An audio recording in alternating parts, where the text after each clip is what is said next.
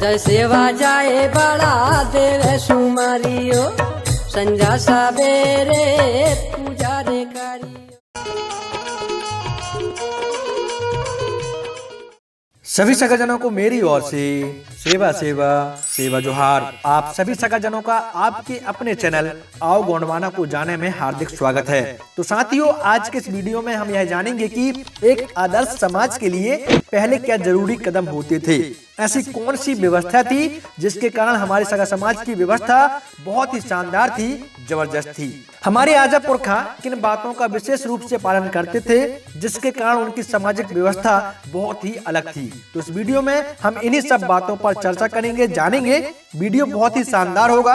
अगर जानकारी पसंद आती है तो इसे लाइक करते हुए वीडियो को शेयर करना नहीं भूलिएगा। और हाँ, अगर आपने अभी तक इस चैनल को सब्सक्राइब नहीं किया है तो सब्सक्राइब करना तो बनता है, क्योंकि आप जानते हैं कि मैं गोंड, गोंडी, गोंडवाना से संबंधित जानकारियां लाता रहता हूं जो आपके लिए जरूरी है, सगा समाज के लिए जरूरी है। तो चलिए वीडियो के टॉपिक पर आते हैं। तो सगा साथियों, जैसा कि आप सभी जानते हैं कि हम कोयावंशी कोयतूर कोया पुनेम को मानने वाले हैं, यानी कि सत्य का मार्ग, जिसकी व्यवस्था पहादीपारी गोपाल लिंगो जी के द्वारा की गई थी, जिसका पालन हमारा सगा समाज आज भी करता है और दिखता भी है। पहादीपारी गोपाल लिंगो के द्वारा आदर्श समाज की व्यवस्था के लिए सगायुक्त सामुदायिक व्यवस्था निम्नलिखित मार्गों के द्वारा स्थापित की गई। इस कड़ी में गोपाल लिंगो जी के द्वारा जो मार्ग दिया गया था उसमें जो पहला है सगापुरी सर्री, यानी सत्य का मार्ग। जीवन में जो भी सगा या सगा समाज सत्य के मार्ग का पालन करता है उसे हमेशा सुख का अनुभव प्राप्त होता है। सत्य का मार्ग कठिन होता जरूर है, पर इसके दूरगामी परिणाम बहुत ही अच्छे होते हैं। और जो भी सगा सत्य मार्ग का पालन करता है वह बहुत ही तेजस्वी होता है। उसके अंदर नेतृत्व करने की क्षमता होती है, वह महान भी बनता है। इसी तरह से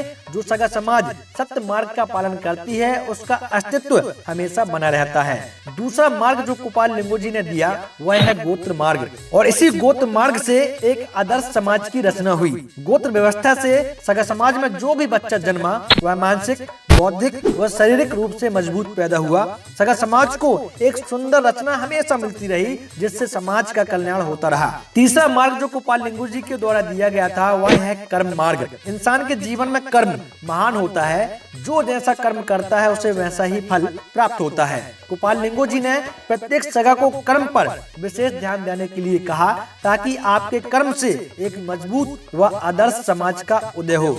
लिंगो जी के द्वारा जो अगला मार्ग दिया गया वह था सगामोद सर्री, यानी ज्ञान का मार्ग। उन्होंने प्रत्येक सगा को कहा कि जीवन में ज्ञान अर्जित करना हमारा प्रथम कर्तव्य होना चाहिए, ताकि आप अपने ज्ञान से स्वयं प्रकाशित हो सकें तथा अपने सगा समाज को प्रकाशित कर सकें व आगे आने वाली पीढ़ी के लिए ज्ञान का मार्ग छोड़ सकें। क्योंकि ज्ञान का मार्ग ऐसा मार्ग होता है जो आपको बहुत कुछ सिखाता है, जिससे आपका तो भला होता है, आपकी आने वाली पीढ़ी व सगा समाज का भी भला होता है। अंतिम मार्ग जो गोपाल लिंगो जी के द्वारा दिया गया था वह है सगासंगी सर्री, यानी मित्र मार्ग। हमने आजा पुरखाओं से हमेशा सुना है कि हमारे समय में सभी गांव के लोग एक दूसरे के आपसी सहयोग से बड़े काम ऐसे ही निपटा लेते थे।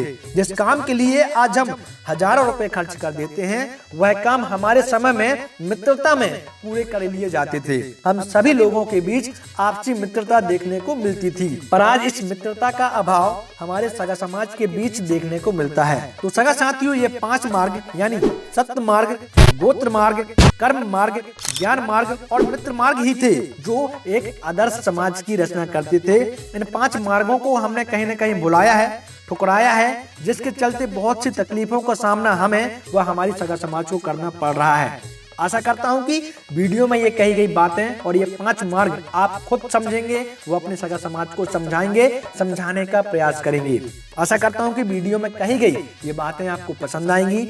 मिलते हैं फिर अगली वीडियो में एक नई जानकारी के साथ।